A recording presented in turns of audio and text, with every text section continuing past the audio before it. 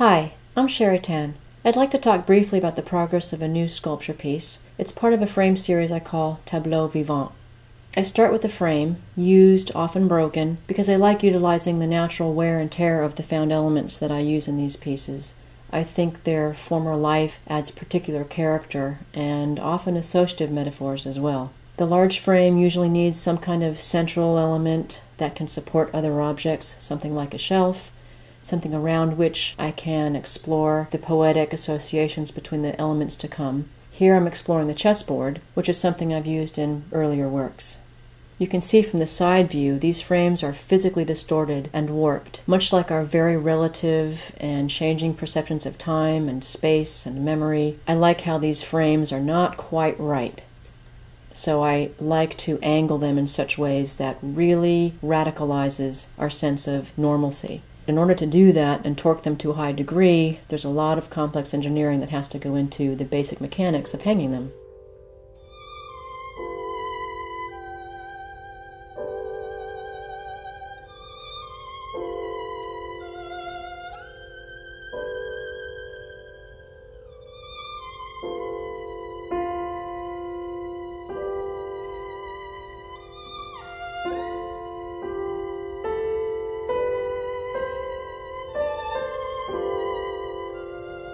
Here's the back side of the frame with an extra wood piece added across the top. This is the actual hanging mechanism. Here's the view of the work hanging on the wall. You can see in the upper left side against the wall the 45-degree angle cut of that top piece. This actually secures the piece to another wooden backing board which is attached directly to the wall. And in this view you can see the work is tilted forward by quite a lot. Here's the frame in its raw state with just a few elements that I was beginning to explore.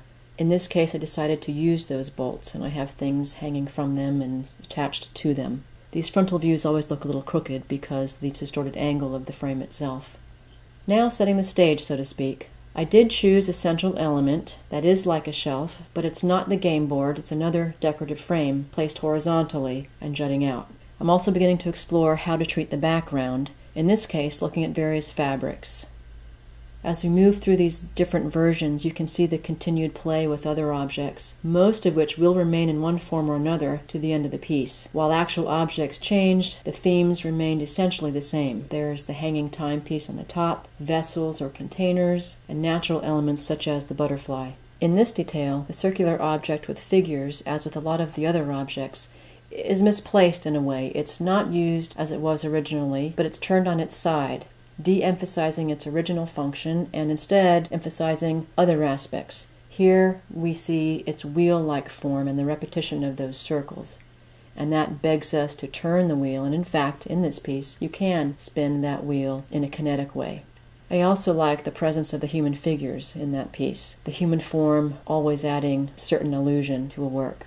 The butterfly is one thing that stayed in every iteration of this work, echoing the use of insects in earlier pieces.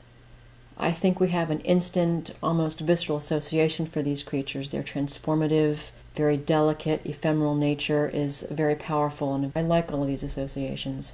Here it is with the balance, timepieces, reflective elements.